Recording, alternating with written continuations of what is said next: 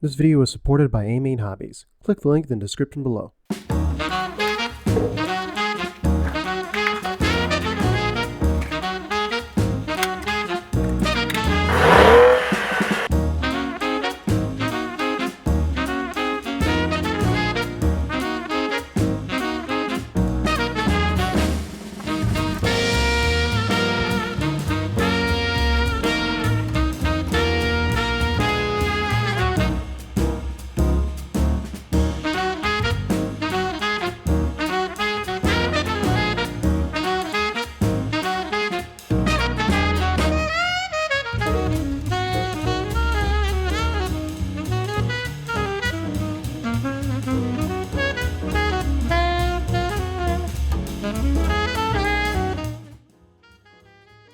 Yes, I know this video is not called My Experience with the North GA Shootout.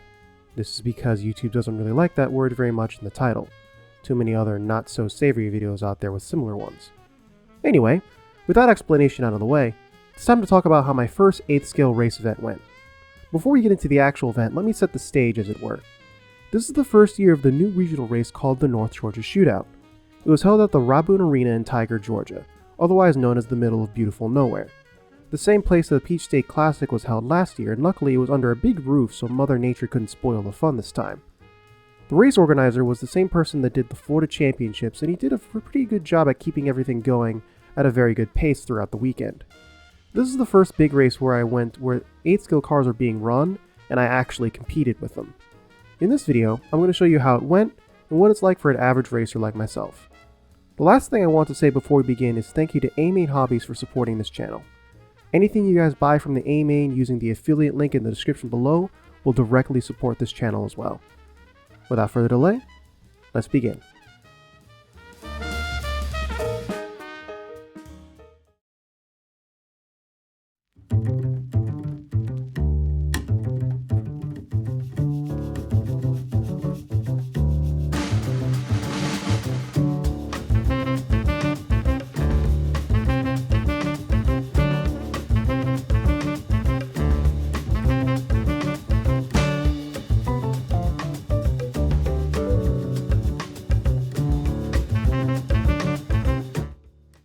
Friday, or day 1, was practice day.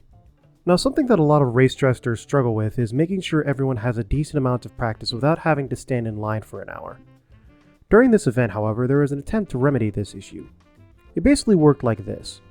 Depending on what class you ran, be it sportsman, intermediate, or pro, you would be put into a practice block corresponding with your class. Each practice block would be given a particular time of day to practice. In this case, sportsman was the first block, pro was the second, and intermediate was the last. After these blocks were done, it would go back to standard controlled practice. For those running only Truggy, or perhaps 40 plus, it basically worked on a case-by-case basis, but the general rule was that if you had no sponsor, you were in sportsman, if you had one, you were in intermediate, and more than one, you were probably in pro. Now, if I'm being honest, I don't think this was a perfect system, but to be honest, in practice it worked out really well. The only real issue I'd have to say is that if you were in sportsman, you had to wake up pretty early to be able to run, and when you did, your car came off pretty filthy due to the content of the dirt. The reason why I imagine at the end of the day they went to an open practice style was to allow sportsmen and pro drivers to feel how the track evolved over the course of the event. I'll get to that in a bit. For me personally, I had a lot of catching up to do both in my driving and in setup. Because I had never driven on a track this bumpy or big, my car was very much not ideal for this particular track, especially after a lot of runs had been put on it. I made some basic changes like shock position, shock oil, and ride height, but overall I was still struggling to keep up with a decent amount of people in my class, intermediate e-buggy. Now, being fresh to big boy races like these, why did I run intermediate and not sportsman? This was a question even Lefty asked me after one of my races, saying that I would be in the A sort for sportsman. Well, there's a few reasons. First, after running very well at Columbus and getting a better idea of how to actually control my car, I was feeling a bit of an ego high. Second, and more importantly, is my desire to improve as a driver. Going back to video games again, one thing that I learned real quick in games like Rocket League or Halo or really any fighting game ever made was that one of the ways to get better quickly was to play against people that are better than you. Even though you're going to lose a lot, you're still able to pace yourself against people who are faster than you whilst trying to mimic what they're able to do on the track. And you know what? It worked pretty well so far. Over time and practice sessions, I could feel myself starting to get into the track. But let's talk about the track for a second before we get on to day 2. If you've ever watched a big 8th skill event on really any track, you'll notice that the track gets very rutted and bumpy over time. Over time, this changes how you want to set up your car and what lines you want to take to avoid having your car be tossed around like a rag doll. This track was no different. As time went on, the track began to get more and more potholed and bumpy, especially on landing and braking sessions. There were attempts to try and patch some of the bigger potholes, but to put it lightly, if you wanted to be fast and more importantly for the most people, consistent on this track, you needed a rough track setup. With that being said, let's get into day 2.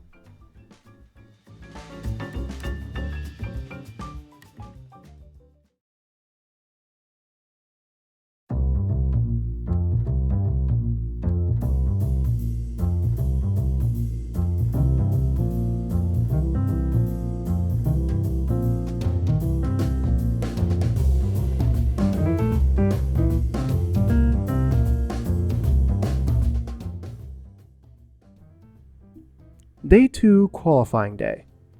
The way qualifying worked here was the best of the 2 rounds you had, those would be the ones you would be counted on. That way, if you didn't finish a qualifier for whatever reason, you wouldn't be completely screwed. This came in handy for me in particular, but we'll get to that in a second. My first qualifier, I was still working out my nerves on the driver's stand, and my car was quite loose in a few parts due to my tire choice. I was basically running reflexes, but not actually reflexes by go-go tires. As a result, I didn't drive nearly as hard or as well as I could have and only clocked in a 9-lap run. This was a decent enough run but if I were in Sportsman, but I was not running Sportsman.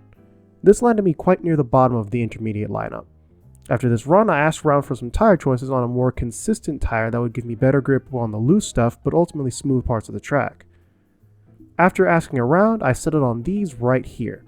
These are J Concepts teasers and they worked brilliantly. Even though they gave me the same level of traction on the groove parts of the track, they were much more forgiving when I left the groove into the dusty, sort of sandy dirt. During qualifier 2, I was doing much better, but then this happened.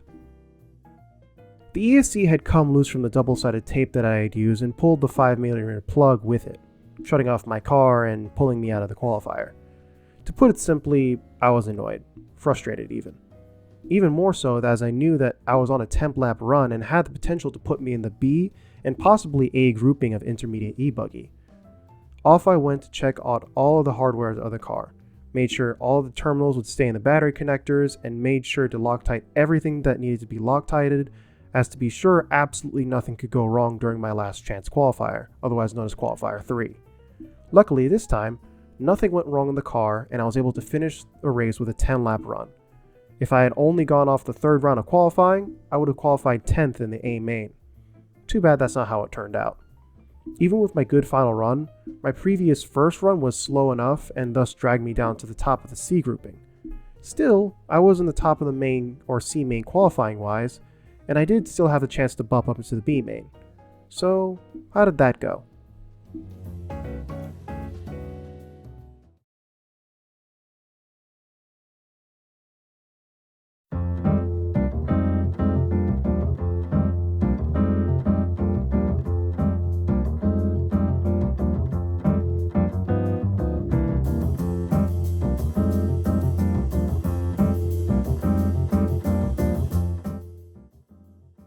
Day 3, main day.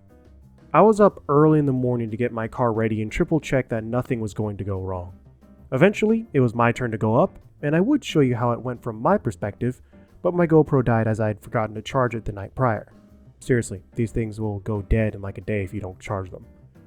For long story short, I ran pretty consistently throughout the run and bagged myself a bump up in the B main by finishing 2nd in the C.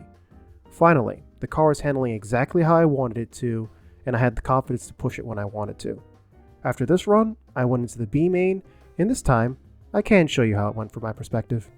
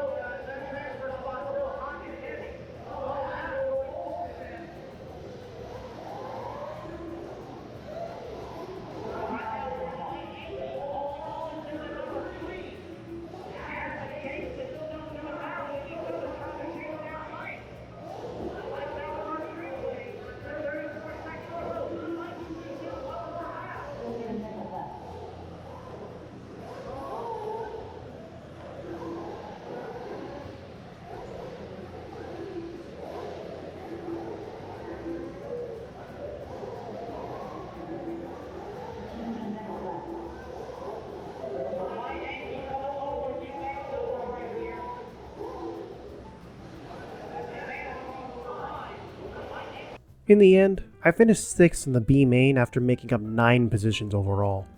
Even though I didn't make the big show, I was still happy with that result, as I did finish much better than I qualified.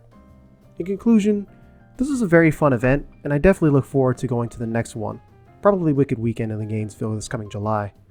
As for the things I learned, well, to be honest, what I learned was the same thing I learned at the Megabucks race last week, that I have a long way to go before I'm race ready for the Nationals coming up this August, and many other large RC events coming up after. Until then, I'm going to leave you this. Never give up, never settle, always strive to improve, but never let it consume you. That's all for now. If you enjoyed this video, be sure to hit the like button, and subscribe to the channel if you'd like to see more. I'd also like to thank Amy Hobbies for supporting this channel. Like I said in the beginning, anything you order using the link in the description below will help support this channel as well. Speaking of which, if you'd like to support this channel more, you can sub to my Patreon where I post updates on what topics my videos will be on, and teasers to the videos before they come out. Speaking of which, I'd like to thank my active patrons Michael Williams, RC World Discord server, Casey Nix, Ben Reeves, Dave Armstrong, Joe Jenkins, Rob Bedingfield, Caden Merks, Ron Chang, Ian Petrie, Keith McDonald, and especially Morrison Watt. Thanks for watching, and I'll see you next time.